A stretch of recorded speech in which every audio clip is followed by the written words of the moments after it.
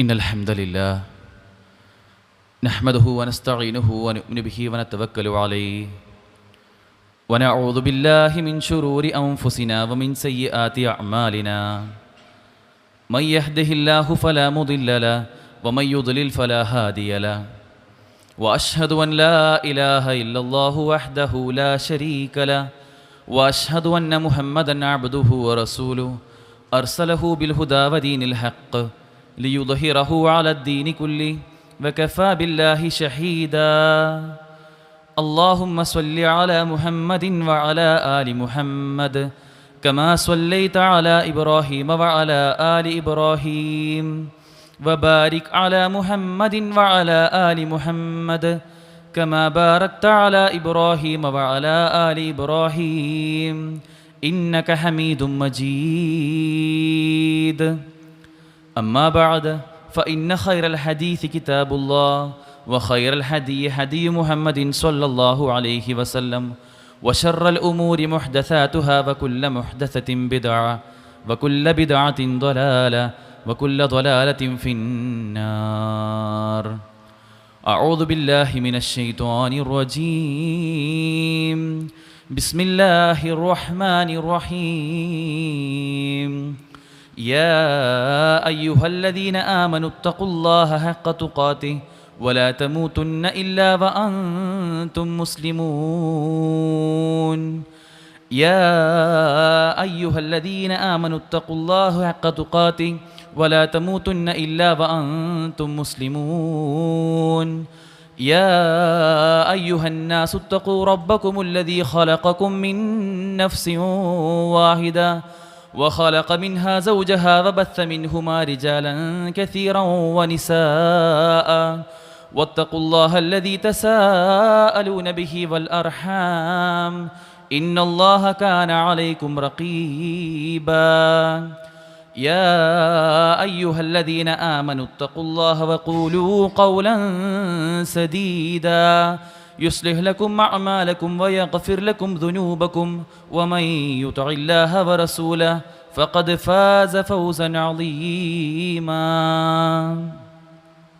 من جاء بالحسنة فله خير منها وهم من فزع يومئذ آمنون. സ്നേഹം നിറഞ്ഞ സത്യവിശ്വാസികളെ, വിശ്വാസിനികളെ, സർവ്വലോകരക്ഷിതാവും സർവ്വ അനുഗ്രഹങ്ങളുടെയും ദാതാവുമായ അള്ളാഹുവിൻ്റെ വിധിവിലക്കുകളും ആജ്ഞാനിർദ്ദേശങ്ങളും കൽപ്പനാ വിരോധനങ്ങളുമൊക്കെ കൃത്യമായി ജീവിതത്തിൽ പാലിച്ച് മുത്തഖികളായി ജീവിക്കണമെന്ന് ആമുഖമായി എന്നെയും നിങ്ങൾ ഓരോരുത്തരെയും ഓർമ്മിപ്പിക്കുകയാണ്, വസിയത്ത് ചെയ്യുകയാണ്. അത്തരത്തിൽ അള്ളാഹുവിൻ്റെ യഥാർത്ഥ സച്ചരിതരായ അടിമകളുടെ കൂട്ടത്തിൽ ജീവിച്ച് മരിച്ച് അള്ളാഹുവിൻ്റെ ജന്നാത്തുൽ ഫിർദൗസിൽ ഒരുമിച്ച് കൂടാനുള്ള തൗഫീഖ് അവൻ നമുക്ക് ഏവർക്കും നൽകി അനുഗ്രഹിക്കുമാറാകട്ടെ. ഒരു കുഞ്ഞ് ജനിച്ചാൽ ആ കുട്ടിയുടെ വളർച്ചയുടെ ഓരോ ഘട്ടവും അതിസൂക്ഷ്മമായിട്ടാണ് നാം നോക്കിക്കാണാറുള്ളത്. ആദ്യമായി അവനെ ഒന്ന് സ്വയം പര്യാപ്തനാക്കാൻ അവൻ രണ്ടു കാലിൽ നിൽക്കുന്ന ആ അവസ്ഥയാണ് അവൻ്റെ വളർച്ചയുടെ ഒരു ഘട്ടമായി പലപ്പോഴും വിലയിരുത്തപ്പെടാറുള്ളത്. കുട്ടി നടക്കാൻ തുടങ്ങിക്കഴിഞ്ഞാൽ അവൻ രണ്ട് കാലിൽ നിൽക്കാനായി എന്ന് നമ്മൾ പറയാറുണ്ട്. അതിനുശേഷം അവൻ്റെ വളർച്ചയുടെ ഓരോ ഘട്ടങ്ങളിലും അവനൊരു ബാല്യത്തിൽ നിൽക്കുന്ന സമയത്ത്, ഒരു യുവാവായിരിക്കുന്ന സമയത്ത് അവന് രണ്ട് കാലിൽ സ്വയം പര്യാപ്തനായി നിൽക്കുക എന്നത് ഒരു വലിയ ഒരു നാഴികക്കല്ലായി പലപ്പോഴും നമ്മൾ നോക്കിക്കാണാറുണ്ട്. അങ്ങനെ അവൻ്റെ വളർച്ച മുന്നോട്ട് പോയി കഴിഞ്ഞാൽ ഏറ്റവും ഒടുവിൽ അവൻ്റെ വാർദ്ധക്യത്തിലെത്തുമ്പോൾ ഒരു വ്യക്തി അവന് രണ്ട് കാലിൽ നിൽക്കുക എന്നതോടൊപ്പം തന്നെ ഒരിക്കലും വീണു പോകരുതെന്ന് പലപ്പോഴും നമ്മൾ പറയാറുണ്ട്. ഒരു വയസ്സനായ ഒരു വ്യക്തിയുടെ മനസ്സിലുണ്ടാകുന്ന ചിന്ത, എങ്ങാനും വീണു കഴിഞ്ഞാൽ എല്ലാം കഴിഞ്ഞു, രണ്ട് കാലിൽ നിൽക്കാൻ കഴിയില്ല, എൻ്റെ ചലനം അറ്റുപോകും എന്ന പേടിയും ഒരു വൃദ്ധനെ വേട്ടയാടാറുണ്ട്. ചുരുക്കത്തിൽ സ്വയം പര്യാപ്തരാവുക, പരാശ്രയമുക്തരാവുക എന്നതാണ് പലപ്പോഴും നമ്മളൊക്കെ നമ്മുടെ ജീവിതത്തിൻ്റെ വലിയ ലക്ഷ്യങ്ങളായി പലപ്പോഴും നോക്കി കാണാറുള്ളത്. ജീവിതം അങ്ങനെയാണ്. ഓരോ ഘട്ടം മുന്നോട്ട് പോകും തോറും സ്വയം നമ്മൾ മറ്റുള്ളവരെ ആശ്രയിക്കാതെ സ്വന്തമായി എനിക്കെല്ലാം എൻ്റെ കാര്യങ്ങൾ ചെയ്യാൻ കഴിയുന്ന രൂപത്തിൽ മുന്നോട്ട് കൊണ്ടുപോകാൻ കഴിയണമെന്നുള്ള തോന്നലാണ് നമുക്കേവർക്കുമുള്ളത്. എന്നാൽ സഹോദരങ്ങളെ, ജീവിതത്തിൻ്റെ തുടക്കം നമുക്കൊരുപക്ഷെ മറ്റുള്ളവരുടെ സഹായമില്ലാതെ ജീവിക്കാൻ കഴിയില്ല എന്നതുപോലെ തന്നെ ജീവിതത്തിൻ്റെ ഏറ്റവും അവസാന ഘട്ടത്തിലെത്തുമ്പോൾ, വാർദ്ധക്യത്തിലേക്ക് എത്തുമ്പോൾ, വൃദ്ധരായി മാറുമ്പോൾ സ്വാഭാവികമായും മനുഷ്യരെ സംബന്ധിച്ചിടത്തോളം പരാശ്രയമുക്തമായി ജീവിക്കാൻ ഒരു പരിധിവരെ സാധിക്കില്ല. എന്നാൽ ഇന്ന് വാർദ്ധക്യത്തോടുള്ള ഒരു സമീപനം പൊതുവിൽ വലിയ ചർച്ചയായിരിക്കുകയാണ്. വൃദ്ധസദനങ്ങളുടെ എണ്ണം അത് ദിനംപ്രതി വർദ്ധിച്ചുകൊണ്ടേയിരിക്കുന്ന ഒരു സാഹചര്യം. വൃദ്ധരായ ആളുകളെ പല രൂപത്തിൽ അവഗണിക്കപ്പെടുന്ന, അവരെ അരികുവൽക്കരിക്കപ്പെടുന്ന, പാർശ്വവൽക്കരിക്കപ്പെടുന്ന ചില സമീപനങ്ങൾ നമ്മൾ കണ്ടുവരുന്നുണ്ട്. ഒരു വിശ്വാസി എന്ന നിലയ്ക്ക് രണ്ട് രൂപത്തിലാണ് ഈ വിഷയത്തെ നമ്മൾ നോക്കിക്കാണേണ്ടത്. ഒന്ന്, നാം ഏവരും വാർദ്ധക്യം അഭിമുഖീകരിക്കാനുള്ളവരാണ്. ഇൻഷാ അള്ളാഹു ആയുസ് നീട്ടിത്തരികയാണെങ്കിൽ ഈ ഇരിക്കുന്ന യുവാക്കളും കുട്ടികളും അടക്കമുള്ള എല്ലാവരും വാർദ്ധക്യത്തിലേക്ക്, വാർദ്ധക്യ സഹജമായ പ്രയാസങ്ങളും പ്രതിസന്ധികളുമൊക്കെ അഭിമുഖീകരിക്കാനുള്ളവരാണ്. ഇപ്പോൾ വാർദ്ധക്യത്തിലെത്തിയവർ അത് അഭിമുഖീകരിച്ചു കൊണ്ടേയിരിക്കുന്നവരാണ്. ഈ വാർദ്ധക്യത്തെ നേരത്തെ നോക്കിക്കാണേണ്ട ചില സമീപനങ്ങളുണ്ട്. നമ്മുടെ ജീവിതത്തിൽ വാർദ്ധക്യം വരുന്നതിന് മുമ്പ് ചെയ്യേണ്ട ചില കാര്യങ്ങൾ, വാർദ്ധക്യത്തിലെത്തിയാൽ നമ്മുടെ മനോഭാവത്തിൽ ഉണ്ടാവേണ്ട ചില മാറ്റങ്ങൾ, ഇതാണ് ആമുഖമായി നമ്മൾ മനസ്സിലാക്കേണ്ടത്. രണ്ടാമത്തെ ഒരു വിഷയം എന്നുള്ളത്, വാർദ്ധക്യത്തിലെത്തിയ ആളുകളോട് ഒരു വിശ്വാസിയുടെ സമീപനം എങ്ങനെയാവണമെന്നാണ് മുസ്ലിം എന്ന നിലയ്ക്ക് നമ്മൾ ചിന്തിച്ചു നോക്കേണ്ടത്. ഇത്രയധികം വാർദ്ധക്യത്തെ ഒരു സാമൂഹ്യ പ്രശ്നമായി പ്രശ്നവൽക്കരിച്ചുകൊണ്ടിരിക്കുമ്പോൾ എങ്ങനെയാണ് ഒരു വൃദ്ധനായ വ്യക്തിയെ ഒരു മുസ്ലിം നോക്കിക്കാണേണ്ടത് എന്നുകൂടി നാം ചിന്തിച്ച് മനസ്സിലാക്കേണ്ടതുണ്ട്. വൃദ്ധരായ ആളുകൾക്ക് സ്വന്തത്തോടുള്ള ചില സമീപനങ്ങൾ, അതിലാണ് ഏറ്റവും ഒന്നാമതായി ചില തിരുത്തലുകൾ വരുത്തേണ്ടത്. 60 വയസ്സ് കഴിഞ്ഞു, സീനിയർ സിറ്റിസണായി, അല്ലെങ്കിൽ വാർദ്ധക്യത്തിൻ്റെ ഏറ്റവും അന്തിമ ദശയിലേക്ക് എത്തിക്കൊണ്ടിരിക്കുകയാണ് എന്ന് ചിന്തിക്കുന്ന ആളുകൾ പലപ്പോഴും ഈ റിട്ടയർ ചെയ്യുന്ന ആളുകളൊക്കെ പറയാറുണ്ട്, ജോലി സർവീസ് കഴിഞ്ഞു, ഇത്രയും വർഷം ഞാൻ ജീവിതത്തിൽ ഒരുപാടധികം കഷ്ടപ്പെട്ട് ജീവിക്കുകയായിരുന്നു, ഇനി കുറച്ച് വിശ്രമത്തിലേക്കാണ് പോകുന്നത്, ഇനി വിശ്രമമാണ് എനിക്ക് വേണ്ടത്. ജീവിതത്തിൽ കൂടുതൽ ക്രിയാത്മകമായി മറ്റൊന്നും ചെയ്യാതെ അവർ സ്വയം അതിൽ ഒതുങ്ങിക്കൂടുന്ന, എവിടെയാണോ വീട് അല്ലെങ്കിൽ എന്താണോ തങ്ങളുടെ മൊബൈലും തൻ്റെ ലോകവും തൻ്റെ കുടുംബവും മാത്രം ചിന്തിച്ചുകൊണ്ടുള്ള ഒരു വിശ്രമ ജീവിതത്തിലേക്ക് പോകുന്ന, ഇത്രകാലം ഞാൻ എൻ്റെ കുടുംബത്തെ നോക്കിയില്ലേ, എൻ്റെ നാടിനെ നോക്കിയില്ലേ, ഇനി നാടും കുടുംബവും മക്കളൊക്കെ എന്നെ നോക്കട്ടെ എന്ന് പറയുന്ന ഒരു സമീപനം പലപ്പോഴും കാണാറുണ്ട്. യഥാർത്ഥത്തിൽ വാർദ്ധക്യം എന്നത് ഒരു വിശ്രമകാലമല്ല. ഒരു മുസ്ലിമിനെ സംബന്ധിച്ചിടത്തോളം അവൻ്റെ ജീവിതത്തിൻ്റെ തുടക്കം മുതൽ ഒടുക്കം വരെ അള്ളാഹുവിൻ്റെ കൽപ്പനകളെ എങ്ങനെയാണോ ക്രിയാത്മകമായി പാലിക്കാൻ കഴിയുക അങ്ങനെ ചിന്തിക്കേണ്ടവനാണ് ഒരു മുസ്ലിം. നാമും നമ്മുടെ ജീവിതത്തിൽ വരാനിരിക്കുന്ന ആ വാർദ്ധക്യത്തിന് വേണ്ടി കൃത്യമായി മുന്നൊരുക്കങ്ങൾ നടത്തേണ്ടതുണ്ട് എന്നതാണ് പറഞ്ഞു വരുന്നത്. ഒരുപക്ഷെ കേരളത്തിലുള്ള, നമ്മുടെ നാട്ടിൽ കണ്ടുവരുന്ന ഒരു സമീപനമാണ് ഇത്തരത്തിൽ വാർദ്ധക്യമായാൽ എല്ലാം കഴിഞ്ഞു, ഇനി ഒതുങ്ങിക്കൂടാമെന്നത്. ഒരുപക്ഷെ വിദേശ രാജ്യങ്ങളിൽ മറ്റു പല കാര്യങ്ങൾ നമ്മൾ അവരോട് വിയോജിക്കുന്നത് പോലെ തന്നെ ചില കാര്യങ്ങളിലുള്ള യോജിപ്പ് അവരിൽ പലപ്പോഴും കണ്ടുവരുന്നൊരു പ്രകൃതമാണ്. ഒരു അസുഖം വന്നു കഴിഞ്ഞാൽ പോലും ഓക്സിജൻ സിലിണ്ടറുമായിട്ടൊക്കെ റോട്ടിലൂടെ നടക്കുന്ന ആളുകളെ കാണാറുണ്ട്. വലിയ കുറ്റിയൊന്നായിരിക്കില്ല, അവർക്ക് ചെറിയ രൂപത്തിൽ ജീവിക്കാൻ കഴിയുമെങ്കിൽ അതുമായിട്ട് മുന്നോട്ട് പോവുക. രാവിലെ ക്യാൻസറിൻ്റെ 4ാമത്തെ സ്റ്റേജിൽ നിൽക്കുന്ന ആളുകളൊക്കെ കീമോതെറാപ്പി മരുന്നെടുക്കണമെങ്കിൽ ഹോസ്പിറ്റലിൽ പോയി ഒറ്റയ്ക്ക് പോയി വരുന്ന കാഴ്ച വിദേശ രാജ്യങ്ങളിൽ കാണാറുണ്ട്. എന്നാൽ നമ്മുടെ നാട്ടിലൊരു സാഹചര്യം ആലോചിച്ച് നോക്കുങ്ങൾ. ഒരു ചെറിയ പ്രയാസം വരുമ്പോഴേക്കും അതിനെ വലിയ സംഭവമായി കണ്ട് ജീവിതത്തിലെല്ലാം അവസാനിച്ചു എന്ന നിരാശയുടെ പടുകുഴിയിലേക്ക് പോകുന്ന ഒരു സാഹചര്യം കാണാറുണ്ട്. വാർദ്ധക്യത്തെ സംബന്ധിച്ചിടത്തോളം നമ്മൾ ചിന്തിക്കേണ്ടത് എങ്ങനെയെല്ലാമാണോ അതിനെ ക്രിയാത്മകമാക്കാൻ കഴിയുക, അതിനുള്ള ശ്രമങ്ങൾ, അതിനേറ്റവും ആത്യന്തികമായി വേണ്ടത് നല്ല പ്ലാനിംഗ് ആണ്. വളരെ കൃത്യമായ മുന്നൊരുക്കങ്ങൾ നമുക്കുണ്ടെങ്കിൽ തീർച്ചയായും നമ്മുടെ വാർദ്ധക്യവും വാർദ്ധക്യത്തിൽ എത്തി നിൽക്കുന്നവരും അതിലേക്ക് കടക്കാനിരിക്കുന്നവർക്കുമൊക്കെ നല്ല രൂപത്തിൽ അതിനെ നോക്കിക്കാണാൻ കഴിയുമെന്നതാണ്. ഒരു വിശ്വാസിയെ സംബന്ധിച്ചിടത്തോളം അവൻ്റെ ജീവിതത്തിൽ ഏറ്റവും അവസാനം വരെ ഉണ്ടാവേണ്ടത് ആഫിയത്താണ്. അള്ളാഹുവിനോട് നിരന്തരം നമ്മൾ ചോദിക്കാൻ അള്ളാഹു സുബ്ഹാനഹു വ തആല പ്രവാചകൻ സല്ലല്ലാഹു അലൈഹി വസല്ലമയിലൂടെ നമ്മോട് കൽപ്പിക്കപ്പെട്ടതും നിങ്ങൾ ആഫിയത്തിനെ തേടുക എന്നതാണ്. നമ്മൾ ഓരോ നമസ്കാരത്തിലും 2 സുജൂദുകൾക്കിടയിലുള്ള ഇരുത്തത്തിൽ നമ്മൾ പ്രാർത്ഥിക്കുന്ന റബ്ബി ഗ്ഫിർലി എന്ന് തുടങ്ങുന്ന പ്രാർത്ഥനയുടെ ഏറ്റവും അവസാനത്തിൽ വആഫിനി, അള്ളാഹു എനിക്ക് സൗഖ്യം നൽകണമേ, എനിക്ക് രക്ഷ നൽകണമേ എന്നുള്ള പ്രാർത്ഥന അത് അവിടെ മാത്രം നിൽക്കുന്നില്ല. ഓരോ ദിവസവും സുബ്ഹി നമസ്കാരത്തിന് ശേഷവും വൈകുന്നേരം അസ്ർ നമസ്കാരത്തിന് ശേഷവും അദ്കാർ സുബാഹും അദ്കാറുൽ മസാഇലും വരുന്ന പ്രധാനപ്പെട്ട 2 പ്രാർത്ഥനകളുണ്ട്. അതിലൊരു പ്രാർത്ഥന നാം 3 തവണ ചൊല്ലേണ്ടതാണ്. അല്ലാഹുമ്മ ആഫിനി ഫി ബദനി, അല്ലാഹുമ്മ ആഫിനി ഫി സമഇ, അല്ലാഹുമ്മ ആഫിനി ഫി ബസ്വരി എന്ന് തുടങ്ങുന്ന പ്രാർത്ഥന. അള്ളാഹു നീ എനിക്ക് സൗഖ്യം നൽകണേ, നീ എനിക്ക് ആഫിയത്ത് നൽകണേ. എന്തിൽ? 3 കാര്യങ്ങളിൽ. ഫി ബദനി, എൻ്റെ ശരീരത്തിൽ, വസമഇ, എൻ്റെ കേൾവിയിൽ, വബസ്വരി, എൻ്റെ കാഴ്ചയിൽ. എൻ്റെ ശരീരത്തിലും കേൾവിയിലും കാഴ്ചയിലുമൊക്കെ എനിക്ക് ആഫിയത്ത് നൽകണേ എന്ന് എന്നും രാവിലെയും വൈകുന്നേരവും 3 തവണ വീതം ചൊല്ലാൻ നമ്മോട് കൽപ്പിക്കപ്പെട്ട പ്രാർത്ഥനയുണ്ട്. അതുപോലെ നാം പ്രാർത്ഥിക്കേണ്ട ഈ അദ്കാർ സ്വബാഹുലും മസാലും വരുന്ന മറ്റൊരു പ്രാർത്ഥനയാണ് അല്ലാഹുമ്മ ഇന്നി അസ്അലുക്കൽ അഫ്വ വൽ ആഫിയത ഫി ദുനിയ വൽ ആഖിറ, അല്ലാഹുമ്മ ഇന്നി അസ്അലുക്കൽ അഫ്വ വൽ ആഫിയത ഫി ദീനി വ ദുനിയായ എന്ന് തുടങ്ങുന്ന പ്രാർത്ഥന. അള്ളാഹു എനിക്ക് എൻ്റെ ഈ ഭൂമിയിലും എൻ്റെ പരലോക ജീവിതത്തിലും ഒക്കെ നീ അഫും ആഫിയത്തും നൽകണേ, രക്ഷയും എനിക്ക് സൗഖ്യവും നൽകണേ എന്നുള്ള പ്രാർത്ഥന. സഹോദരങ്ങളെ, ആ ആഫിയത്ത് നേടാനുള്ള പ്രാർത്ഥന ആമുഖമായിക്കൊണ്ട് നമ്മുടെ ജീവിതത്തിലെല്ലാം ഉണ്ട് എന്ന കാര്യം നാം ഉറപ്പുവരുത്തേണ്ടതുണ്ട്. അതോടൊപ്പം തന്നെ ഭൗതികമായ ചില പ്ലാനിങ്ങുകളും നമ്മൾ തീർച്ചയായും വാർദ്ധക്യത്തിന് മുമ്പായി, നമ്മുടെ ശരീരം അവശതയിലേക്ക് പോകുന്നതിന് മുമ്പായി ആലോചിച്ച് നോക്കൂ. വാർദ്ധക്യം എന്നാൽ അതൊരു പ്രയാസമുള്ള കാലഘട്ടം തന്നെയാണ്. അതൊരിക്കലും നമ്മൾ വിചാരിച്ചതുപോലെ ഒരു വ്യക്തി അവൻ്റെ മനസ്സിൽ ആഗ്രഹിച്ചത് കൈകൊണ്ട് എത്തിപ്പിടിക്കാൻ കഴിയാത്ത കാലഘട്ടമാണ് ഒരുപക്ഷെ വാർദ്ധക്യകാലം. അവിടെ ഉണ്ടാകുന്ന രോഗങ്ങൾക്കും പ്രയാസങ്ങൾക്കുമൊക്കെ നേരത്തെ കൂട്ടി ഒരുങ്ങാനുള്ള പ്ലാനിംഗ് ആണ് നമുക്ക് ഉണ്ടാവേണ്ടത്. അതിന് 2 രൂപത്തിൽ നമുക്ക് നോക്കിക്കാണാൻ കഴിയും. ഒന്നാമതായി ഏറ്റവും ചെറിയ രൂപത്തിലുള്ള പ്ലാനിംഗ് ആണ്. ഓരോ ദിവസത്തെയും നമ്മൾ പ്ലാൻ ചെയ്ത് പോവുക. അതിനപ്പുറം ലോങ് ടേം ആയിട്ടുള്ള പ്ലാനിംഗ് ആണ്, ദീർഘകാലം മുന്നിൽ കണ്ടുകൊണ്ടുള്ള പ്ലാനിംഗ് ആണ്. ഒരു വ്യക്തിക്ക് അവൻ യുവാവട്ടെ വൃദ്ധനാവട്ടെ, 60 വയസ്സ് കഴിഞ്ഞ വ്യക്തിയാവട്ടെ, അല്ലെങ്കിൽ ചെറിയൊരു പ്രായത്തിൽ ജീവിച്ചുകൊണ്ടിരിക്കുന്ന ചോരത്തിളപ്പുള്ള പ്രായത്തിലുള്ള ഒരു യുവാവട്ടെ, അവർക്കേവർക്കും ഉണ്ടാവേണ്ടത് ഒരു മുസ്ലിമിനെ സംബന്ധിച്ചിടത്തോളം അവൻ്റെ ആരോഗ്യ സംരക്ഷണത്തിൽ വളരെ കൃത്യമായൊരു പ്ലാനിംഗ് ഉണ്ടായിരിക്കണം. അത് ഇപ്പോൾ ഇല്ല എങ്കിൽ സ്വാഭാവികമായിട്ടും വാർദ്ധക്യത്തിലേക്ക് എത്തുമ്പോൾ വലിയ പ്രയാസങ്ങൾ നേരിടാനുണ്ടാവും. ഒരു ചിട്ടയായ ജീവിതമാണ് ഏതൊരു വ്യക്തിക്കും, പ്രത്യേകിച്ചും മുസ്ലിം സമുദായത്തിൽപ്പെട്ട നമുക്കെല്ലാവർക്കും കൃത്യമായി പാലിക്കേണ്ട ഒരു പ്ലാൻ. ഓരോ ദിവസവും നമുക്കൊരു പ്ലാൻ ഉണ്ടാവണം. നമുക്ക് അൽഹംദുലില്ലാ ജീവിക്കാനുള്ള ഒരു ചിട്ട അള്ളാഹു സുബ്ഹാനഹു വ തആല തന്നെ നമുക്ക് പഠിപ്പിച്ചു തന്നിട്ടുണ്ട്. രാവിലെ സുബഹി നമസ്കാരത്തിന് മുമ്പ് എഴുന്നേൽക്കുന്നൊരു വ്യക്തി, ആ വ്യക്തിക്ക് തഹജ്ജുദ് നമസ്കാരത്തോട് കിട്ടുന്ന ഒരു ഊർജ്ജം എത്രത്തോളാണ്. ആ നമസ്കാരത്തിന് സുബഹി നമസ്കാരത്തിന് ശേഷം പിന്നെ ഒരു ചെറിയ വ്യായാമം, ആ സമയത്ത് കിടന്നുറങ്ങുന്നത് അത് ബർക്കത്തിറങ്ങുന്ന സമയമാണെന്ന് പഠിപ്പിക്കപ്പെട്ടവരാണ് നമ്മൾ. ആ സമയത്ത് നമുക്ക് കഴിയുന്ന രൂപത്തിൽ നമുക്ക് വ്യായാമം ചെയ്യാം, നമുക്ക് എല്ലാവരുമായി ഒന്ന് മിങ്കിൾ ചെയ്ത് പോകാം, ഒരു സാമൂഹ്യ ജീവി നമുക്ക് മാറാൻ കഴിയും. എന്നാൽ പലപ്പോഴും മുസ്ലിം സമുദായത്തിൽ ഇതിന് നേർ വിപരീതമായ ചില ചിട്ടയാണ് കണ്ടുകൊണ്ടിരിക്കുന്നത്.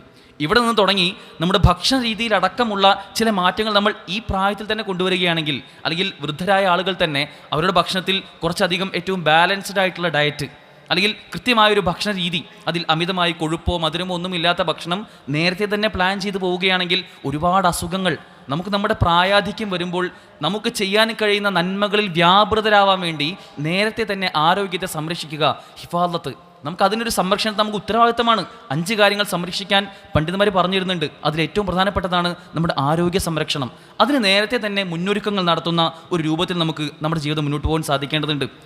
എത്രത്തോളം ഒരു വ്യക്തി, നമ്മളേവരും വാർദ്ധക്യം അഭിമുഖീകരിക്കേണ്ടവരാണ്. ആ വാർദ്ധക്യം ഉണ്ടാകുമെന്ന് കണ്ടുകൊണ്ട് തന്നെയായിരിക്കണം നമ്മുടെ വീടുണ്ടാക്കുന്ന കാര്യത്തിൽ പോലും നമ്മുടെ പ്ലാൻ ഉണ്ടാവേണ്ടത്. നിങ്ങൾ ആലോചിക്കൂ, വാർദ്ധക്യത്തിലെത്തുമ്പോൾ നാം ഏവരും നമുക്ക് ചലനശേഷി അത് കുറഞ്ഞു വരും. ഒരുപക്ഷെ മുട്ടുവേദന ഉണ്ടാവും, ഊരവേദന ഉണ്ടാവും, നടക്കാൻ കഴിഞ്ഞോളുന്നില്ല, നമസ്കാരത്തിനായി കൃത്യമായി നിൽക്കാൻ കഴിഞ്ഞോളുന്നില്ല. ഇതുകൂടി കണ്ടുകൊണ്ടായിരിക്കണം നമ്മുടെ ബാത്റൂം ഉണ്ടാക്കുമ്പോൾ പോലും അതിലെ പ്ലാനിങ് നമുക്ക് ഉണ്ടാവേണ്ടത്. അവിടെ വഴുക്കി വീഴാൻ സാധ്യതയുള്ള സ്ഥലങ്ങളുണ്ടെങ്കിൽ അതിന് കൃത്യമായി നമ്മൾ പ്ലാൻ ചെയ്ത് അത് നിർമ്മിക്കാനുള്ള സൗകര്യം ഉണ്ടാക്കണം. എവിടെയാണോ അതിൽ ഒരു വൃദ്ധനാവുമ്പോൾ നമുക്കുണ്ടാവുന്ന വീഴ്ചകൾക്ക് അല്ലെങ്കിൽ പ്രയാസങ്ങൾക്ക് സാധ്യതയുള്ളത് അതുകൂടി കണ്ടുകൊണ്ട് പ്ലാൻ ചെയ്യാൻ നമുക്ക് സാധിക്കണം. എത്രത്തോളം ബാത്റൂമിലിടുന്ന ചെരുപ്പ് വരെ അത്രത്തോളം പ്ലാൻ ചെയ്യണമെന്നാണ് കൃത്യമായി പറയാനുള്ളത്. അത്തരമൊരു പ്ലാനിങ് ഉണ്ടെങ്കിൽ സ്വാഭാവികമായിട്ട് നമ്മുടെ വാർദ്ധക്യത്തെ അതിന് എല്ലാ നിലയ്ക്കും ക്രിയാത്മകമാക്കാനുള്ള ശ്രമങ്ങൾ നമുക്ക് സാധിക്കും. ഇനി ദീർഘവീക്ഷണത്തോടെ ആലോചിക്കുകയാണെങ്കിൽ വാർദ്ധക്യകാലത്തും നമുക്ക് നന്മകൾ ചെയ്യാൻ സാധിക്കേണ്ടതുണ്ട്. അതിനായി സാമ്പത്തികമായ ചില മുന്നൊരുക്കങ്ങൾ നമുക്ക് നടത്താം. ചില പ്ലാൻ ചെയ്ത് കഴിഞ്ഞാൽ കുറച്ച് സമ്പത്തൊക്കെ നമുക്ക് വൃദ്ധനാവുമ്പോൾ നമുക്ക് ചിലവഴിക്കാവുന്ന രൂപത്തിൽ സേവ് ചെയ്യാൻ കഴിയും. ആവുമ്പോഴും വൃദ്ധയാവുമ്പോഴും ഒക്കെ നമുക്ക് സ്വതക്കകൾ ചെയ്യാം. അതിന് ഇപ്പോൾ തന്നെ ഒരു പ്ലാൻ ഉണ്ടാക്കണം. ഓരോ മാസവും ഞാൻ ഇത്ര രൂപ സ്വതക്ക ചെയ്യുമെന്ന പ്ലാൻ ഇപ്പോഴുണ്ടെങ്കിൽ സ്വാഭാവികമായും ജീവിതാവസാനം വരെ ആ പ്ലാൻ മുന്നോട്ട് കൊണ്ടുപോകാൻ കഴിയും. സാമ്പത്തികമായൊരു അച്ചടക്കം നമുക്കിതിൽ കൊണ്ടുവരാൻ കഴിയും. അതുപോലെ തന്നെ അസുഖങ്ങളാണ്. എന്തെങ്കിലും അസുഖങ്ങൾ വരുമ്പോഴേക്കും അതിൽ ടെൻഷൻ അടിക്കുന്നതിന് പകരം അത് വരാതിരിക്കാനുള്ള കൃത്യമായ മുന്നൊരുക്കങ്ങളാണ് നമ്മൾ നടത്തേണ്ടത്. അത്തരത്തിൽ എങ്ങനെയാണോ ഏറ്റവും തൊട്ട് മുമ്പിലുള്ള ഒരു ദിവസത്തെ നമ്മൾ പ്ലാൻ ചെയ്യുന്നത്, അതോടൊപ്പം ദീർഘകാലം ഞാനൊരു 90 വയസ്സാവുമ്പോൾ എന്തായിരിക്കും എൻ്റെ ആരോഗ്യത്തിൻ്റെ അവസ്ഥ, എൻ്റെ മാനസികമായ അവസ്ഥ എന്തായിരിക്കും എന്നുകൂടി കണ്ടുകൊണ്ട് മുന്നൊരുക്കങ്ങൾ നടത്താൻ ഒരു വിശ്വാസി എന്ന നിലയ്ക്ക് നമുക്ക് സാധിക്കേണ്ടതുണ്ട്. അല്ലാഹു സുബ്ഹാനഹു വ തആല പരിശുദ്ധ ഖുർആനിൽ സൂറത്തു റൂമിലെ 54-ാമത്തെ വചനത്തിൽ പറയുന്നുണ്ട്, അല്ലാഹുല്ലദീ ഖലഖകും മിൻ ദഅഫിൻ. അല്ലാഹു സുബ്ഹാനഹു വ തആല നിങ്ങളെ ബലഹീനതയിൽ, ലോഫിൽ നിന്നാണ് സൃഷ്ടിച്ചിട്ടുള്ളത്. ശേഷം പറയുന്നു, സുമ്മ ജഅല മിൻ ബഅദി ലോഫിൻ ഖുവ്വ. ആ ലോഫിന് ശേഷം, ആ ബലഹീനതയിൽ അല്ലെങ്കിൽ ആ ദൗർബല്യത്തിന് ശേഷം അള്ളാഹു ഖുവ്വത്ത് ഉണ്ടാക്കി, ശക്തി ഉണ്ടാക്കി. സുമ്മ ജഅല മിൻ ബഅദി ഖുവ്വത്തിൻ ലോഫൻ വശൈബ. ആ പിന്നെ ആ ശക്തിക്ക് ശേഷം, ആ കുവ്വത്തിന് ശേഷം ലോഫും ഷെയ്ബും അള്ളാഹു ഉണ്ടാക്കി. അവർക്ക് വീണ്ടും നേരത്തെ ഉണ്ടായിരുന്ന അതേ ദുർബലത വീണ്ടും ഉണ്ടാക്കി, അവർക്ക് നരയുണ്ടാക്കി. ഇതിനുശേഷം അള്ളാഹു പറയുന്നുണ്ട് യഖ്ലുഖു മാ യശാ, അള്ളാഹു ഉദ്ദേശിക്കുന്ന രൂപത്തിൽ അവൻ സൃഷ്ടിക്കുന്നു. വഹുവൽ അലീമുൽ ഖദീർ, അള്ളാഹു അവൻ സർവജ്ഞനും സർവശക്തനുമാകുന്നു എന്നുള്ളതാണ്. ആലോചിക്കൂ, നമ്മൾ ഒരു കുട്ടിയായിരിക്കുന്ന സമയത്ത് ബാല്യകാലത്തുണ്ടാവുന്ന അതേ നമ്മുടെ പ്രയാസങ്ങളും ബലഹീനതകളും വാർദ്ധക്യത്തിലുമുണ്ട്. അതിനിടയിൽ ഒരു കരുത്തുറ്റ ഒരു സാഹചര്യം, ഒരു സമയം നമുക്കുണ്ട് എന്നത് മാത്രമാണ് വ്യത്യാസമുള്ളത്. ബാല്യകാലത്ത് നമുക്ക് ചെയ്യാൻ കഴിയാത്ത ഒരുപാട് കാര്യങ്ങൾ, നമുക്ക് ആഗ്രഹമുണ്ടെങ്കിൽ ഒരുപക്ഷെ വാർദ്ധക്യത്തിൽ ഭക്ഷണം കഴിക്കാൻ കഴിയില്ല, നമുക്ക് ഇഷ്ടമുള്ള കാഴ്ചകൾ കാണാൻ കഴിയില്ല, കണ്ണതിനെ സമ്മതിക്കില്ല.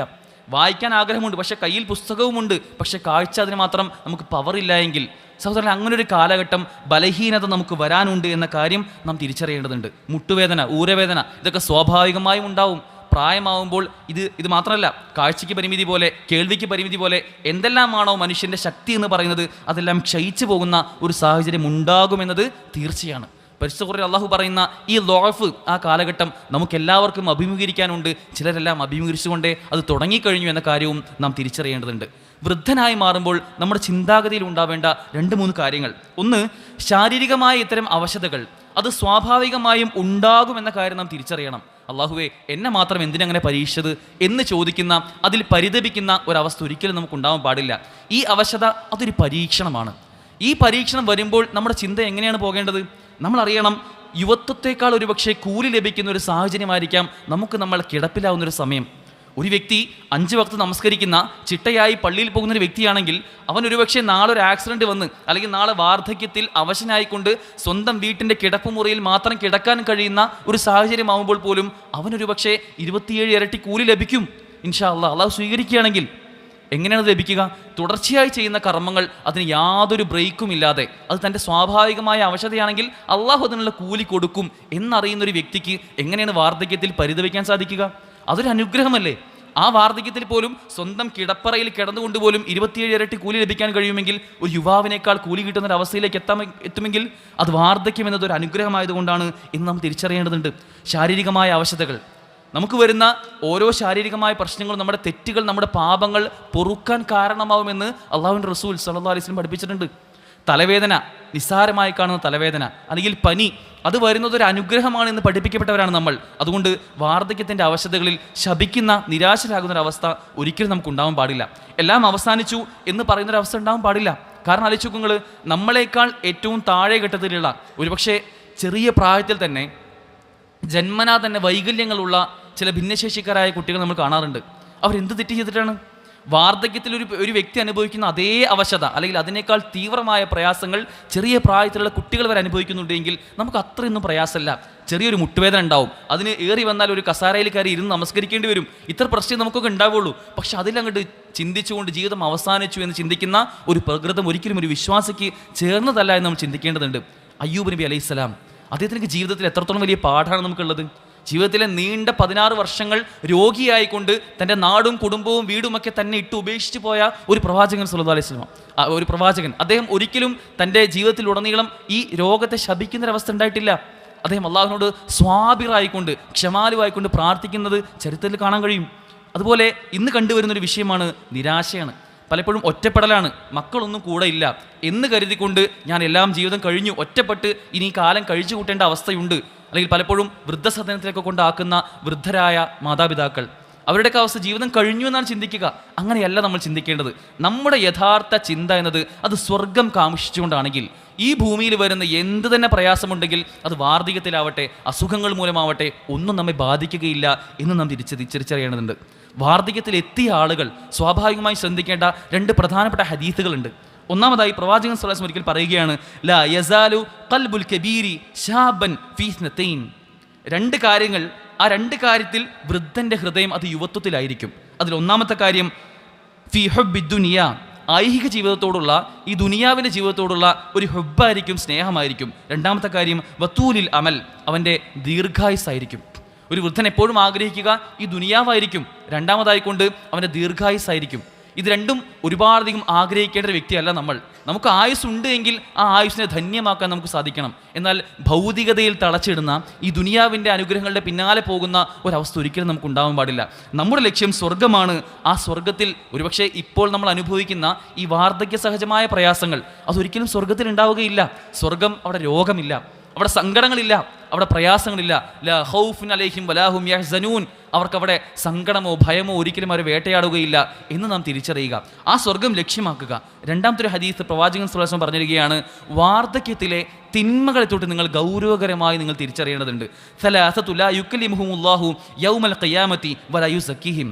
അല്ലാഹു സുബ്ഹാനഹു വ തആല യൗമുൽ ഖിയാമയിൽ തിരിഞ്ഞു നോക്കാത്ത, അള്ളാഹു സംസാരിക്കുകയോ അവരെ ശുദ്ധീകരിക്കുകയോ ചെയ്യാത്ത 3 വിഭാഗം ആളുകളെ കൂട്ടത്തിൽ എണ്ണിയപ്പോൾ ഒന്നാമതായിക്കൊണ്ട് പറഞ്ഞത് വൃദ്ധനായ വ്യഭിചാരിയെക്കുറിച്ചാണ്. പ്രായമെത്തിയിട്ടും തൻ്റെ വ്യഭിചാര ചിന്തകൾ ഉണർന്ന് ലൈംഗികമായ തൻ്റെ ചോദനകൾ അത് മറ്റു പലരിലും തനിക്ക് അവിഹിതമായ മാർഗത്തിലൊക്കെ വിനിയോഗിക്കുന്ന ഒരു വൃദ്ധനായ വ്യക്തിയുണ്ടെങ്കിൽ ആ വ്യക്തിയാണ് അള്ളാഹു സുബ്ഹാനഹു വ തആല പരലോകത്ത് തിരിഞ്ഞു നോക്കാത്ത, അള്ളാഹു സംസാരിക്കാത്ത, അള്ളാഹു ശുദ്ധീകരിക്കാത്ത ഒരു വ്യക്തിയായി ഒന്നാമതായി പ്രവാചകൻ സ്വല്ലല്ലാഹു അലൈഹി വസല്ലം എണ്ണിയത്. രണ്ടാമതായി കള്ളം പറയുന്ന ഒരു രാജാവ്. മൂന്നാമതായി അഹങ്കാരിയായ ഒരു ദരിദ്രൻ. ഇതിൽ ഏറ്റവും ആദ്യം എണ്ണിയ തൻ്റെ ജീവിതത്തിൻ്റെ അവസാന കാലഘട്ടത്തിൽ പോലും തൻ്റെ ലൈംഗിക ജീവിതത്തിൽ സൂക്ഷ്മതയില്ലാത്ത ഒരു വ്യക്തി, ആ വ്യക്തിയെ പറ്റി ഗൗരവത്തിൽ നാം നോക്കിക്കാണണം. ഇന്ന് ഇതിൽ വഞ്ചിതരാവാനുള്ള പ്രധാനപ്പെട്ട ഒരു വിഷയം നമ്മുടെ മൊബൈൽ ഫോണാണ്. ഈ മൊബൈലിൽ ജീവിതത്തിൻ്റെ ഏറ്റവും അവസാന കാലഘട്ടം ധന്യമാക്കേണ്ട, മനോഹരമാക്കേണ്ട ഒരു വൃദ്ധൻ അല്ലെങ്കിൽ വാർദ്ധക്യത്തിലെത്തിയ തൻ്റെ ജീവിതം ഏറ്റവും അതിൻ്റെ ആഖിബത്ത് ഏറ്റവും മനോഹരമാക്കേണ്ട ഒരു വ്യക്തി, ആ വ്യക്തി തൻ്റെ കാഴ്ചയെ തനിക്ക് കൃത്യമായി സൂക്ഷിക്കാൻ കഴിയുന്നില്ല എങ്കിൽ, അതിൽ സൂക്ഷ്മത പാലിക്കാൻ കഴിയുന്നില്ല എങ്കിൽ ഇത്തരത്തിലുള്ള വലിയ അപകടത്തിലേക്ക് അദ്ദേഹം എത്തുമെന്നതാണ്. ഒരുപക്ഷെ ഇത് ഫോണിൻ്റെ വിഷയം പറയുമ്പോൾ കൃത്യമായി കിട്ടുന്ന എല്ലാം കൂടെ ഫോർവേഡ് ചെയ്യുക. രാവിലെ മുതൽ വൈകുന്നേരം വരെ വീട്ടിൽ വൈഫൈയും കൂടി ഉണ്ടെങ്കിൽ ഫേസ്ബുക്കും ഇൻസ്റ്റാഗ്രാമൊക്കെ നോക്കിയിരിക്കുന്ന പ്രായമായ ആളുകൾ കാണാൻ കഴിയും. നമ്മൾ ആലോചിച്ച് നോക്കേണ്ടത് നമ്മുടെ ജീവിതം, അത് ജീവിതത്തിൽ നമ്മുടെ ലക്ഷ്യം സ്വർഗ്ഗമാണ് എങ്കിൽ ആ സ്വർഗ്ഗത്തിനനുസരിച്ച് ഇഹലോകത്ത് കുറച്ചൊരു ത്യാഗമൊക്കെ അനുഭവിച്ച് കണ്ണും കാതും കേൾവിയും നമുക്കുള്ള പഞ്ചേന്ദ്രിയങ്ങളൊക്കെ സൂക്ഷ്മതയോടുകൂടി മുന്നോട്ട് കൊണ്ടുപോകാൻ സാധിക്കാൻ നമുക്ക് കഴിയേണ്ടതുണ്ട്. അത് എപ്പോഴാണ് നമുക്ക് കഴിയുന്നത്? എവിടെയാണോ അതിൽ പിഴവ് സംഭവിക്കുന്നത് അത് നേരത്തെ തന്നെ ബ്ലോക്ക് ചെയ്യാൻ. ഒരുപക്ഷെ പ്രായമായ ആളുകൾ ചെറിയ കുട്ടികളെ ഇത്തരം കാര്യങ്ങൾ പഠിപ്പിക്കേണ്ട ആളുകളാണ്. പക്ഷെ അവരിൽ പോലും ഇത്തരം വിഷയങ്ങളിലുള്ള സൂക്ഷ്മതക്കുറവ് സംഭവിക്കുന്നത് ഗൗരവത്തിൽ നോക്കി കാണണം. അള്ളാഹുവിൻ്റെ റസൂൽ അത്തരമൊരു കൽപ്പന നമുക്ക് പറഞ്ഞു തന്നിട്ടുള്ള കാര്യം കൂടി നാം ശ്രദ്ധിക്കുക. യഥാർത്ഥ മുസ്ലിം ആയിക്കൊണ്ട് ജീവിതത്തിൻ്റെ അവസാനം വരെ അത് എത്ര തന്നെ അവശതയിലെത്തിയാലും, എത്ര തന്നെ തനിക്ക് ഒന്നും കഴിയില്ല എന്ന് തോന്നുന്ന അവസ്ഥയിലാണെങ്കിലും തൻ്റെ ഇബാദത്തുകളിൽ ഒരിക്കലും ഒരു ചോർച്ചയുമില്ലാത്ത, എന്താണോ എനിക്ക് ഇപ്പോൾ ചെയ്യാൻ കഴിയുക, ഫത്തഖുല്ലാഹ മസ്തതഅതും, നിങ്ങൾക്ക് കഴിയുന്ന രൂപത്തിൽ അള്ളാഹുവിനെ സൂക്ഷിച്ച് ജീവിക്കുക എന്ന കൽപ്പന ഉൾക്കൊള്ളുന്ന ഇബാദത്തുകൾ ഒരു വിട്ടുവീഴ്ചയും ഇല്ലാത്ത രൂപത്തിൽ മുന്നോട്ട് കൊണ്ടുപോകുന്ന ആളുകളുടെ കൂട്ടത്തിൽ അള്ളാഹു നമ്മേവരെയും ഉൾപ്പെടുത്തി അനുഗ്രഹിക്കുമാറാകട്ടെ.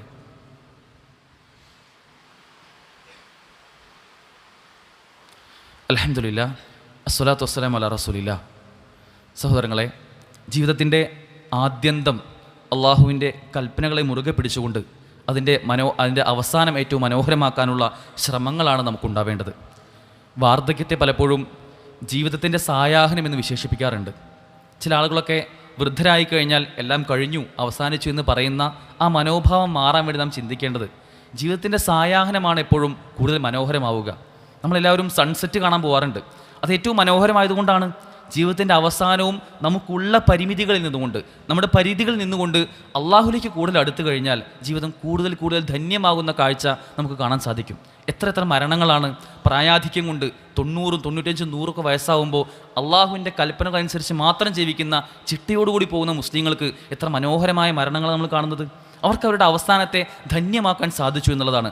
നമുക്കും അത്തരത്തിൽ നമ്മുടെ ഇബാദത്തുകൾ ഒരു വീഴ്ചയുമില്ലാതെ അള്ളാഹുവിൻ്റെ കൽപ്പനകളെ മുറുകെ പിടിക്കുന്ന ആളുകളുടെ കൂട്ടത്തിൽ ഉൾപ്പെടാൻ സാധിക്കേണ്ടതുണ്ട്. അള്ളാഹു സഹായിക്കുമാറാകട്ടെ. ഒരുപക്ഷെ ഈ വൃദ്ധരായ ആളുകളോടുള്ള മറ്റുള്ളവരുടെ സമീപനവും ഇസ്ലാം വളരെ കൃത്യമായി പറയുന്നുണ്ട്. പ്രായമായ ഒരു വ്യക്തിയെ നാം എങ്ങനെയാണ് നോക്കിക്കാണേണ്ടത്? മറ്റൊരു പ്രത്യയശാസ്ത്രങ്ങളിലും യാതൊരു ഇസങ്ങളിലും കാണാൻ കഴിയാത്ത മനോഹരമായ സുന്ദരമായ ചില പരിജ്ഞാനങ്ങളാണ് ഇസ്ലാമിന് കാണാൻ സാധിക്കുക. പ്രായമായ വ്യക്തിയെ എങ്ങനെയാണ് നിങ്ങൾ ആദരിക്കേണ്ടത്, അവരെങ്ങനെയാണ് നിങ്ങൾ പരിഗണിക്കേണ്ടത്, എങ്ങനെയാണ് നമ്മൾ നിങ്ങൾ ചേർത്ത് കൊണ്ടുപോകേണ്ടത് എന്നുള്ള കൽപ്പനകൾ നമുക്ക് കാണാൻ സാധിക്കും. നിങ്ങൾ ആലോചിച്ച് നോക്കൂ, ഇസ്ലാം പലപ്പോഴും ഈ പുതിയ തലമുറയിലുള്ള ആളുകൾ പ്രായമായ ആളുകളൊന്നും ബഹുമാനമില്ലാത്ത, അവരോടൊരു ആദരവ് കാണിക്കാത്തൊരു പ്രകൃതം ചെറിയ പുതിയ ജൻസി കാലഘട്ടത്തിലെ കുട്ടികളിൽ കാണാറുണ്ട്. നമ്മൾ മനസ്സിലാക്കേണ്ടത്, ചില കഥകൾ ഈ ഇടയ്ക്ക് കേട്ടത്, ബസ് യാത്ര ചെയ്യുന്ന സമയത്ത് ഈ വികലാംഗർ എന്ന് കാണുന്ന അല്ലെങ്കിൽ സീനിയർ സിറ്റിസൺ എന്ന് കാണുന്ന സീറ്റിൽ പലപ്പോഴും കുട്ടികളൊക്കെ ഉറങ്ങാമെന്നാണ് പറയാറുള്ളത്. ഉറങ്ങിക്കഴിഞ്ഞാൽ പിന്നെ ആരും വിളിക്കില്ലല്ലോ എന്നതുകൊണ്ട് അവിടെ കിടന്നുകൊണ്ട് ഉറങ്ങും. അവർക്കൊരു പരിഗണനയും കൊടുക്കാതെ തൊട്ടടുത്തിരിക്കുന്ന ആ സമയത്ത് പോലും ഒരുപക്ഷെ ഒരു വൃദ്ധൻ ഈ ഇടയ്ക്ക് കേട്ടത്, ഒരു വൃദ്ധൻ കുട്ടിയോട് പറഞ്ഞു, മോനെ എനിക്ക് ഇരിക്കാൻ ആഗ്രഹമുണ്ട്, കാല് കടഞ്ഞിട്ട് വയ്യ, അപ്പം നീ ഒന്ന് എഴുന്നേറ്റ് തരണം എന്ന് പറഞ്ഞ് കൂട്ടിച്ചേർത്തു അദ്ദേഹം. നീ ഒരുപക്ഷെ നിൻ്റെ വാർദ്ധക്യത്തിൽ എത്തുമ്പോൾ നിനക്കിതുപോലെ എഴുന്നേറ്റ് തരാൻ ഒരാളുണ്ടാവണമെങ്കിൽ, നിനക്കും ഇരിക്കാൻ ആഗ്രഹം ഉണ്ടാകുന്ന സമയത്ത് ഇരിക്കണമെങ്കിൽ നീ ഇപ്പോൾ എഴുന്നേൽക്കണമെന്ന് അവനോട് പറഞ്ഞപ്പോൾ അവൻ തിരിച്ചു പറഞ്ഞ മറുപടി, അല്ല, നിങ്ങൾ ചെറുപ്പത്തിൽ നിങ്ങളുടെ കാലത്ത് നിങ്ങൾ ചെറുപ്പമായ സമയത്ത് ഇതുപോലെ എഴുന്നേറ്റ് കൊടുത്തിട്ടുണ്ടാവില്ല, അതുകൊണ്ടായിരിക്കും ഇപ്പോൾ നിങ്ങൾ നിൽക്കേണ്ടി വരിക എന്ന് പറഞ്ഞ് കളിയാക്കുന്ന, അല്ലെങ്കിൽ എക്സ്പയറി ഡേറ്റ് ആവാൻ പോകുന്ന വൃദ്ധൻ എന്നൊക്കെ പറയുന്ന അങ്ങനെ ഒരു സമീപനം പൊതുവെ വാർദ്ധക്യത്തോട് കണ്ടുവരുന്ന, അതിനൊരു നിസ്സാരവൽക്കരിക്കുന്ന ഒരു സമീപനവും കാണാൻ കഴിയും. യഥാർത്ഥത്തിൽ ഒരു മുസ്ലിം എന്ന നിലയ്ക്ക് നമുക്കതൊന്നും ചേർന്നതല്ല. പ്രായമായവരെ ആദരിക്കുക എന്നത്, ചെറിയ കുട്ടികളെ സ്നേഹിക്കുകയും പ്രായമായവരെ ആദരിക്കുകയും ചെയ്യുക എന്നത്, അങ്ങനെ ചെയ്യാത്തവരെ ലൈസ മിന്ന എന്ന് പറഞ്ഞ അവരെന്നിൽപ്പെട്ടവനല്ല എന്ന് പഠിപ്പിക്കപ്പെട്ടവരാണ് നമ്മൾ. അവരോടുള്ള ബഹുമാനവും ആദരവും ഒക്കെ ജീവിതത്തിൽ കൊണ്ടുവരണമെന്നും അത് പരിഗണനയുടെ രൂപത്തിലാണെങ്കിൽ പോലും അത് ഉണ്ടാവണമെന്നും പഠിപ്പിക്കപ്പെട്ടവരാണ് നമ്മൾ. ഒരു സദസ്സിൽ പ്രവാചകൻ സ്വല്ലല്ലാഹു അലൈഹി വസല്ലം ഒരു കാര്യം പറഞ്ഞു കൊടുക്കുമ്പോൾ അവിടെയുള്ള ചെറിയ കുട്ടികൾ ഇടയ്ക്കിടയ്ക്ക് കുറേ കാര്യങ്ങൾ ഉറക്കെ പറയാൻ തുടങ്ങി. ഇത് കേട്ടപ്പോൾ റസൂൽ സ്വല്ലല്ലാഹു അലൈഹി വസല്ലം പറഞ്ഞത്, നിങ്ങളുടെ കൂട്ടത്തിലുള്ള കിബാറുകളായ ആളുകൾ ഇവിടെ ഉണ്ട്, അവരാദ്യം പറയട്ടെ, അതിന് ശേഷമാണ് നിങ്ങൾ പറയേണ്ടത് എന്നവരെ തിരുത്തി കൊടുക്കുന്ന, അവിടെ പോലും അവരോടുള്ള ബഹുമാനം കാണിക്കണമെന്ന് പറയുന്ന, അവരോടുള്ള സേവനവും സ്നേഹവും ഒക്കെ ഏതെല്ലാം രൂപത്തിൽ നമുക്ക് കാര്യക്ഷമമായി നടത്താൻ കഴിയുമോ അതൊക്കെ ഉണ്ടാവണമെന്ന് പഠിപ്പിക്കപ്പെട്ട ഒരു മതത്തിൻ്റെ ഭാഗമാണ് നമ്മൾ. ഉമർ റളിയല്ലാഹു അൻഹു അദ്ദേഹം ഖലീഫയാണ്. അദ്ദേഹം രാത്രി കാലങ്ങളിൽ തനിക്ക് ഒരിക്കലും അറിയാത്ത, തൻ്റെ കുടുംബബന്ധമല്ലാത്ത, തൻ്റെ ഉമ്മയല്ലാത്ത, തൻ്റെ സഹോദരിയല്ലാത്ത ഒരു വൃദ്ധയെ അവരുടെ വസ്ത്രങ്ങളെല്ലാം അലക്കി കൊടുക്കുകയും അവരുടെ മലമൂത്ര വിസർജനം കഴുകി വൃത്തിയാക്കുകയും ചെയ്യുന്ന ഒരു ഖലീഫയെ കാണാൻ സാധിക്കും നമുക്ക്. എങ്ങനെയാണ് അവർക്കൊക്കെ കഴിഞ്ഞത്? അവർക്കറിയാം പ്രായമായവരെ സ്നേഹിക്കുകയും അവരെ ആദരിക്കുകയും ചെയ്യുക എന്നത് തൻ്റെ സ്വർഗപ്രവേശനത്തിൻ്റെ കാരണമാകുന്ന ഒരു അമലാണെന്ന് അവർക്കറിയാം. അതുപോലെ തന്നെ സാമ്പത്തികമായും മക്കളെന്ന നിലയ്ക്ക് നമ്മൾ ശ്രദ്ധിക്കേണ്ട കാര്യം, നമ്മുടെ ഉപ്പാക്കും ഉമ്മാക്കുമൊക്കെ കുറഞ്ഞൊരു പൈസ, ഒരുപക്ഷെ അവർ വാർദ്ധക്യത്തിലെത്തുമ്പോൾ അവർക്ക് വരുമാനം ഉണ്ടായിക്കൊള്ളുന്നില്ല, ചെറിയൊരു പൈസ മാസം അവർക്ക് കൊടുക്കുന്ന രൂപത്തിൽ അവർക്ക് അതിൽ നിന്ന് സ്വതക്ക ചെയ്യാം. അവർക്ക് പലർക്കും ചിലപ്പോൾ കുട്ടികളൊക്കെ കാണുമ്പോൾ അവർക്ക് ഹദിയകൾ ഗിഫ്റ്റ് കൊടുക്കാൻ കഴിയും. ഇങ്ങനെ എന്തെല്ലാമാണോ തങ്ങളുടെ ആവശ്യമുള്ളത് അത് കണ്ടറിഞ്ഞ് ചെയ്യാൻ അവർക്ക് കുറഞ്ഞൊരു എമൗണ്ട് നമുക്ക് കൊടുക്കാൻ സാധിക്കണം. എങ്ങനെയാണോ അവരെ സ്നേഹിക്കാൻ കഴിയുക, അതൊരു പക്ഷേ അവർക്ക് വേണ്ട ഭക്ഷണം കൊടുക്കലും അവർക്ക് വേണ്ട പാർപ്പിടം ഉണ്ടാക്കി കൊടുക്കലും വസ്ത്രം കൊടുക്കലും മാത്രമല്ല, അതും അതിൻ്റെ ഭാഗമാണ്. നമ്മൾ കഴിക്കുന്ന സ്വാദിഷ്ടമായ ഭക്ഷണം കഴിക്കാൻ ഒരുപക്ഷെ നമ്മുടെ ഉമ്മയ്ക്കോ ഉപ്പയ്ക്കോ കഴിഞ്ഞെന്ന് വരില്ല. പക്ഷെ അവർക്ക് ആവശ്യമുള്ളത് എന്താണെന്ന് ചോദിച്ചറിഞ്ഞ്, ഉമ്മ നിങ്ങൾ കഴിച്ചോ എന്ന് ചോദിക്കുന്നൊരു സമീപനം നമുക്കുണ്ടാവേണ്ടതുണ്ട്. ഓരോ പെരുന്നാളും വരുമ്പോൾ പുതിയ പുതിയ വസ്ത്രങ്ങൾ നമ്മൾ എടുത്തു കൂട്ടുമ്പോൾ നമ്മുടെ ഉമ്മയ്ക്കും ഉപ്പയ്ക്കുമൊക്കെ അതിൻ്റെ കൂട്ടത്തിലുള്ള നല്ല വസ്ത്രങ്ങൾ, അവർക്ക് ആഗ്രഹമുള്ള വസ്ത്രങ്ങൾ എടുത്തു കൊടുക്കുമെന്ന് ഉറപ്പുവരുത്തുക. അതുപോലെ തന്നെ അവർക്ക് ആവശ്യമുള്ള രൂപത്തിൽ, ഒരുപക്ഷെ നമ്മൾ ഒരുമിച്ചായിരിക്കില്ല ജീവിക്കുക, പല രൂപത്തിൽ ദൂരമുള്ള ആളുകളാണെങ്കിൽ പോലും ഒന്ന് ഫോൺ വിളിച്ചുകൊണ്ട് അവരുടെ ക്ഷേമ വിവരങ്ങൾ അന്വേഷിക്കാനൊക്കെ നമുക്ക് സാധിക്കേണ്ടതുണ്ട്. അങ്ങനെ ഏറ്റവും അവസാനം ഒരുപക്ഷെ നമ്മുടെ മൗനം പോലും നമ്മൾ ഒന്നിച്ച് ജീവിക്കുമ്പോഴൊക്കെ ഉമ്മയുടെയോ ഉപ്പയുടെയൊക്കെ പക്കൽ നിന്ന് വരുന്ന ചെറിയ ചില അബദ്ധങ്ങൾ അതുണ്ടാകുമ്പോൾ ഒന്ന് കണ്ടില്ല എന്ന് നടിക്കാൻ പോലും നമുക്ക് കഴിയുന്നില്ല എങ്കിൽ വലിയ അബദ്ധം നമ്മൾ സംഭവിച്ചു പോകും. അവരെ എങ്ങനെയെല്ലാമാണോ ചേർത്ത് നിർത്താൻ കഴിയുക, അങ്ങനെ ഒരു വാർദ്ധക്യം നമുക്ക് കൂടി വരാനുണ്ട് എന്ന് ചിന്തിച്ചുകൊണ്ട് അവരെ ചേർത്ത് നിർത്താൻ നമുക്ക് സാധിക്കേണ്ടതുണ്ട്. അത്തരമൊരു സമീപനം നമ്മുടെ മക്കളെ, വളർന്നു വരുന്ന പുതിയ തലമുറയെ കൂടി പഠിപ്പിക്കുകയും ജീവിതത്തിൽ മാതൃകയാവുകയും നമ്മൾ ചെയ്യേണ്ടതുണ്ട്. ഏറ്റവും ആത്മാർത്ഥമായ നെയ്യത്തിൽ നമ്മുടെ വാർദ്ധക്യത്തെ ഏറ്റവും കൃത്യമായി പ്ലാൻ ചെയ്ത് മുന്നൊരുക്കത്തോടുകൂടി മുന്നോട്ട് കൊണ്ടുപോകാനും, അതുപോലെ നാം വാർദ്ധക്യത്തിലെത്തുമ്പോൾ അവിടെ അനുഭവിക്കാനുള്ള അവശതകളെയും ഒക്കെ മുന്നിൽ കണ്ടുകൊണ്ട് അതിന് അണിഞ്ഞൊരുങ്ങുവാനും അള്ളാഹുവിനോട് നിരന്തരം ആഫിയത്തിന് വേണ്ടി പ്രാർത്ഥിക്കുവാൻ നമുക്ക് സാധിക്കണം. അള്ളാഹു സഹായിക്കുമാറാകട്ടെ. അള്ളാഹു നമ്മൾ സംഭവിച്ചു പോയിട്ടുള്ള തെറ്റുകുറ്റങ്ങൾ അള്ളാഹു സുബ്ഹാനഹു വ തആല പുറത്ത് മാപ്പാക്കി തരുമാറാകട്ടെ. നമ്മളിൽ നിന്ന് മരണപ്പെട്ടു പോയ നമ്മുടെ മുൻഗാമികൾ, നമ്മുടെ ഉമ്മമാർ ഉപ്പമാർ, അള്ളാഹു അവരുടെ ഖബറിടം വിശാലമാക്കി കൊടുക്കുമാറാകട്ടെ. നമ്മുടെ ആയുസ് അത് എത്ര കാലമാണോ മുന്നോട്ട് പോകുന്നത് ഹൈറാവുന്നത്, ആ ഹൈറാവുന്ന കാലത്തോളം ആയുസ് മുന്നോട്ട് കൊണ്ടുപോകാനും, എപ്പോഴാണോ ആയുസ് അള്ളാഹു നമുക്ക് നമ്മുടെ മരണം കൊണ്ടുവരുന്നത് ആ സമയത്ത് കൃത്യമായി കലിമത്ത് തൗഹീദ് ഉച്ചരിച്ചുകൊണ്ട് നെറ്റിത്തടത്തിൽ വിയർപ്പ് തുള്ളികളോടുകൂടി മരണപ്പെടാനുള്ള തൗഫീഖ് അള്ളാഹു നമുക്ക് ഏവർക്കും നൽകി അനുഗ്രഹിക്കുമാറാകട്ടെ. ജോലികളിൽ നമുക്ക് ബറക്കത്ത് അള്ളാഹു നൽകട്ടെ. നമ്മുടെ മക്കൾക്ക് നാളെ ഭാവിയിൽ കൺകുളിർമയുള്ള മക്കളായി മാറ്റാൻ അള്ളാഹു തൗഫീഖ് നൽകുമാറാകട്ടെ. അല്ലാഹുമ്മ ഗഫിർ ലിൽ മുഅ്മിനീന വൽ മുഅ്മിനാത്ത് വൽ മുസ്ലിമീന വൽ മുസ്ലിമാത്ത് വൽ അഹ്യാഇ മിൻഹും വൽ അംവാത്ത്. അല്ലാഹുമ്മ അഇസ്സൽ ഇസ്ലാമ വൽ മുസ്ലിമീൻ വഅദില്ല الشرك والمشركين. اللهم انصر إخواننا المجاهدين في فلسطين. اللهم انصر إخواننا المجاهدين في فلسطين. اللهم انصر إخواننا المجاهدين في كل مكان. اللهم اجرنا من النار. اللهم اجرنا من النار. اللهم اجرنا من النار. ربنا آتنا في الدنيا حسنة وفي الآخرة حسنة وقنا عذاب النار. ربنا تقبل منا إنك أنت السميع العليم وتب علينا إنك أنت التواب الرحيم واغفر لنا يا غافر المظلمين والحمد لله رب العالمين.